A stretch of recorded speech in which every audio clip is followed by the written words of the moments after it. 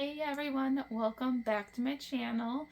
Today I wanted to talk about my first baby's postpartum and how that went. In trying to plan and get my thoughts together for this video, I think it makes the most sense to go about this as like a day by day or like a week by week. There's just so much that happens during postpartum, and my thoughts, I think in just keeping this chronological will make the most sense to go through this with you guys and to share my story and how things went without jumping around too much in regards to the timeline, so that it can make the most sense for anyone who is listening to this. So starting in the hospital right after delivery, and we are fortunate to only need to stay one night in the hospital. Everything was going pretty well. The beds are super uncomfortable. Obviously I'm super sore. I did need to get stitches. Baby was latching. We did have a lactation consultant stop by and take a look at the latch and say everything looked great. They did stop by one last time before we were discharged and said, like, my nipples were looking red, like they were irritated, but that, with time that should pass. So we get discharged, we get home. Again, I'm starting to feel my nipples to be more sore and more discomfort.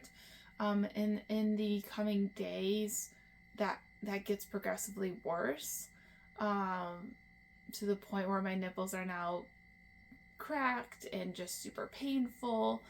So, but at this point as well, when we went into our pediatrician, weight was looking good, concerned a little bit about jaundice with our baby boy, but there was no extreme need for any kind of like special lighting or anything at this point. It was just, hey, we'll just keep an eye on this.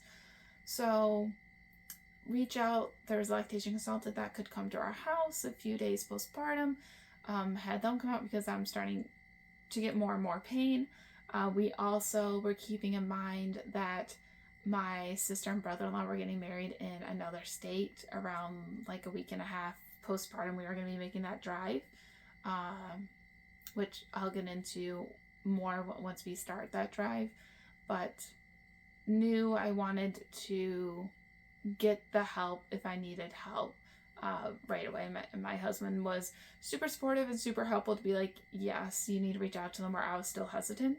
But they did come, super helpful, super insightful, took a look at things, thought the latch looked pretty well, but that maybe there were some lip ties. So they had an occupational therapist that they recommended, and they came to our house, I don't know, the next day or the day after. They did confirm that our son did most likely have the tongue ties and the lip ties, and they recommended us to see a pediatric dentist. So we did take our son there. Again, all very fortunate that everyone is so accommodating and just so thoughtful, that one, we were able to get help and support so quickly. The pediatric dentist also got us in very, very quickly. They were just so accommodating. They had us in a separate room, even allowed me to nurse baby boy. We talked through everything based on the assessment he had: lip tie, tongue tie, cheek ties, all the different ties that you could. We didn't even know cheek ties were a thing. So this was really limiting his mobility in his mouth for latching. I know out there is a lot of controversy around getting tongue ties and lip ties released. In that moment, at this point, I'm going through a lot. My emotions are heightened. I was crying numerous times, especially throughout the night when we're exhausted. Baby's waking up every hour and a half, 2 hours. I'm in pain and discomfort, and my husband is being super supportive and just trying to help me. We were trying all kinds of remedies, the silver rods. There's these little circular things that like give airflow to your nipples, so then like air can help them heal. There's some different soothing gels that can just help, with the inflammation and the soreness of the nipple. So I was constantly rotating through these different alternatives to help my nipples heal faster, while also every time I nursed, it was breaking that back down. So it was just a constant battle there, where I was open to pumping. I was wanting to pump at some point to build up a stash, but not wanting to give up nursing and breastfeeding. In my head and emotionally, I felt like I was just at a point where my emotions were so heightened. I just felt super guilty if I were to do pumping and to give a bottle, because everyone says to not give a baby a bottle if you're going to be nursing for a few weeks / wait till nursing is established at that 4, 5, 6 week mark. Can't remember the exact number, but that even though lactation consultants were saying, hey, like just try to push giving a bottle for a little bit, because you just don't want that nipple confusion. Anyways, so my husband and I, back to the pediatric dentist, we decided to go ahead with the releases.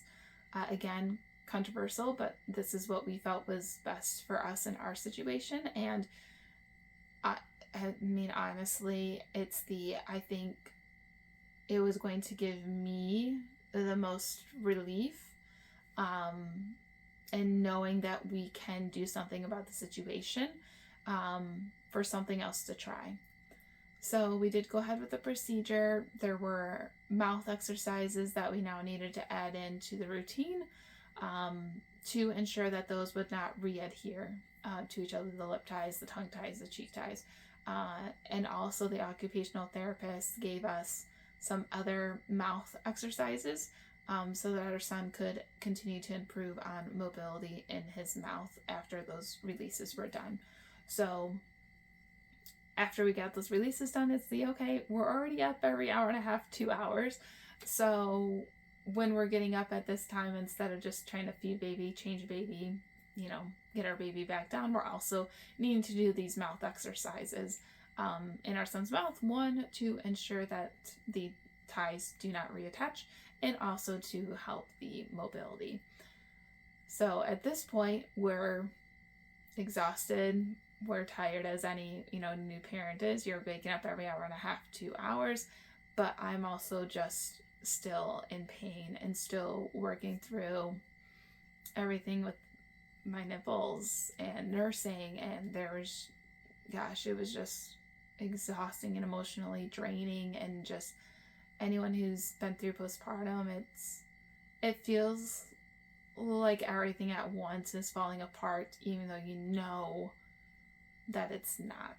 But that's just how it feels in the moment, when you're sleep deprived and just at a loss of what else to try and do when you have a crying baby, or you're trying to nurse and feed that baby. So at this point, it's probably close to that week and a half mark. We needed to go back in to the pediatric dentist a couple of days after the procedure, just for them to check and make sure everything looked good. Again, very fortunate for their timing, because we needed to leave for a drive out of state around that 1.5 week mark, to go to my brother and sister-in-law's wedding in another state. My husband and I were both going to be standing in that wedding. So we knew if we could make it work, that we wanted to make it work. So again, the pediatric dentist, very fortunate that they were able to get us in super early in the morning, and then we started our drive to their wedding. Now the drive's a whole other situation. At this point, I'm healing pretty well, still taking it easy. My core is super weak, pelvic floor is super weak, but in general, feeling as good as I could be postpartum. The standing up and sitting down was, super challenging or just super sore at this point postpartum. And that car ride at 1.5 weeks was real rough. I did have some stitches. I did get this purple pad. One of my friends recommended a purple pad. She had a bit more of a crazy delivery, and she loved that thing, so we also went and purchased it, and I'm so thankful for it. First, we had over a 9-hour drive, and we had to split into 2 days because, again, we had a newborn, so we were stopping every hour and a half, 2 hours to stop, feed baby, change baby. And feeding at this point for any new mom can take 20 to 45 minutes. You're offering both breasts, and it's exhausting. So you're now stopping, feeding baby at a rest stop, then changing baby's diaper, and then the adults, so myself, my husband, and then my sister came to help us as well. So then we would go, use the restroom ourselves, and then get back to the car, and it's the great, let's try to feed baby one more time before hitting the road. So our stops were taking an hour to an hour and a half, and then we would drive for another hour and a half to 2 hours for a 9-hour drive. So then also needing to get food at some point and having snacks in the car. So we split the drive into 2 days, and there were a lot of challenges. It was overwhelming. There was a lot of guilt, but we make it there safely. And we had accommodations with the wedding party. However, we decided to book our own Airbnb. We just wanted our own space. We didn't want to have to stress and worry about baby crying in the middle of the night. I mean, I'm still crying in the middle of the night at this point with everything that I'm working through with breastfeeding and nursing. I did add in here, again, a big part of my guilt came from adding in a pumping session in the middle of the night. And it was really tough. My husband was super supportive in helping me, just allowing me to make the decision, because I was the one that I didn't want to blame him for anything, but he was just super supportive of like, what can I do for you? How can I help you make this decision? So in the end, even though everyone's recommendations are to say don't give a bottle to baby if you're trying to nurse and breastfeed because there can be nipple confusion, I needed some relief. And we did, so I did during the trip there start pumping once a night to give my nipples relief, and then my husband would give baby a bottle. And that first time I did it, I think I did it during that trip. That was our first time doing it. Oh my word.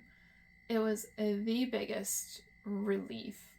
And so then in that moment though, doing it, I was like, oh my gosh, this feels so great. But then instantly my brain turned to, oh no, is there going to be nipple confusion? Like, baby's not even 2 weeks old. Everyone says to wait till 4 or 5 or 6 weeks once nursing is established. So then I was worried until that next nursing session, where then he latched and he was nursing just fine. And it was just, in those moments, everything feels so heightened and started feeling so stressed and anxious about it. But then having that relief, that relief for that one nursing session in the middle of the night made all the difference for me. And gosh, like, it just made all the difference. So we continued that going forward, of just me pumping once throughout the night, or pumping when my nipples needed that release, that break, because otherwise it was just going to take so much longer for them to heal. And for me mentally, when I'm crying all the time in the middle of the night for nursing, it just was not ideal by any means. So the wedding was wonderful. It was a lot. Parts of it feel like a blur. I'm super thankful that my sister was able to come with us and help support, watch over baby while we were working through being a part of the wedding and just being present. And she would help take care of baby and bring baby to me for nursing. So very, very thankful for that. Then we got the trip home. So we've gone through a lot of challenges with this one. By the time we get home, we're at a little over about 2.5 weeks postpartum. I'm healing fairly well. The car ride was super uncomfortable again, just stitches were still healing. Baby, we're keeping up with the tongue ties. And when we get home, I kid you not, we did not leave our house for an entire week straight. We stayed home. We're like, we are not going anywhere. We were so exhausted, just getting up constantly throughout the night, taking care of baby, taking care of myself, the nursing, the pumping, the pediatric dental appointments, just, you know, the lactation consultant, occupational, like there was so much that had happened in that short amount of time. We were done. We were exhausted. And things slowly got, but the fog slowly started lifting. Our son was continuing that 1.5 hour, 2 hour chunks of sleep for quite a while, and so we were struggling with that. The next chunk of time where things really lifted for us mentally was around that 6 to 8 week mark, when he started giving us like those 3-4 hour chunks. And we were trying numerous things, and that can be in another video of things that we tried to help with the sleep, and different tools in our toolbox that we've built of things to try when baby's inconsolable or up in the middle of the night. But that 6 to 8 week mark, things really lifted again when we started getting 3 to 4 hour chunks of sleep, and what a difference that makes. It was so helpful to get those hours of sleep, and you feel like a whole new person. Yeah, postpartum is wild. Hormones are wild. Your emotions, the guilt, the excitement, just loving on the little nugget is just so precious. That we have so many great, wonderful memories. Even through, I realized I focused a lot on the challenges that we went through, but there's nothing quite like going through postpartum and having your little baby and just them snuggling on your chest, the newborn scrunch, the smell, just their sweet, sweet little faces, and just enjoying that time to be present and be home. It was wonderful.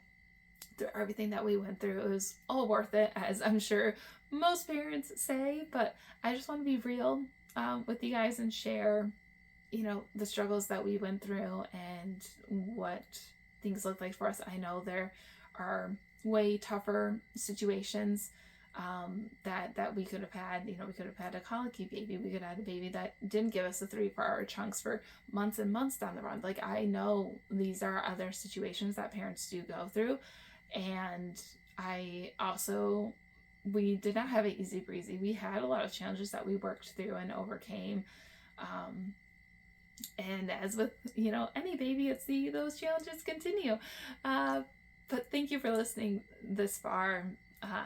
Just what a whirlwind. Just wanted to share my story postpartum, and to any woman who's about to embark on their first postpartum, just in the moment you may not be able to do so, but reminding yourself to just give yourself grace, have your partner be there to be supportive and to just hold space for you. They don't need to do anything. Yes, refilling your water, bringing you food, those are all wonderful things, but just holding space for you to feel however you feel.